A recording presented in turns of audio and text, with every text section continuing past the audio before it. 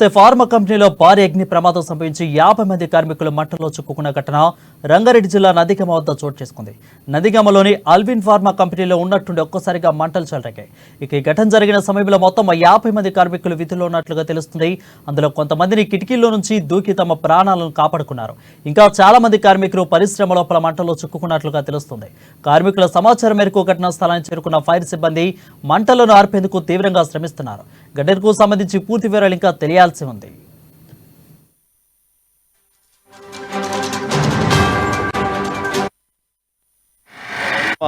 గ్రామంలో ఇక్కడ alien homeopathy and herbal products limited ఒక ఫార్మా ప్లాంట్ ఉంది. ఇక్కడ ఒక 2 acres లో ఉంది. ఇక్కడ ఒక 70 members ఇక్కడ వర్కర్స్ పనిచేస్తున్నారు.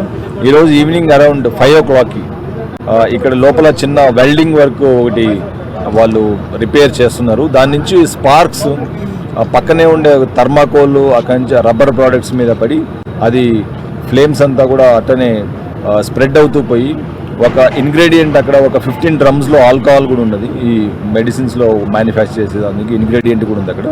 సో అది కూడా ఇన్ఫ్లేమబుల్ మెటీరియల్ అవడంతో మొత్తం కూడా అక్కడ ఈ షెడ్స్ అంతా మొత్తం కూడా ఫ్లేమ్స్ వచ్చాయి.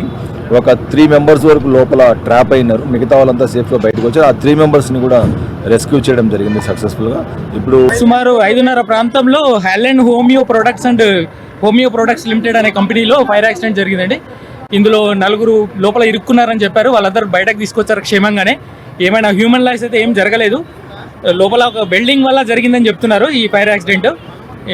ఫైర్ ఇంజిన్స్ వచ్చాయి, ఆపడానికి ప్రయత్నం చేస్తున్నారు. ఇంకొద్దిసేపట్లో మొత్తం రెస్క్యూ ఆపరేషన్స్ అన్ని క్లోజ్ అయిపోతాయి. గ్రామంలో ఇక్కడ alien homeopathy and herbal products limited ఒక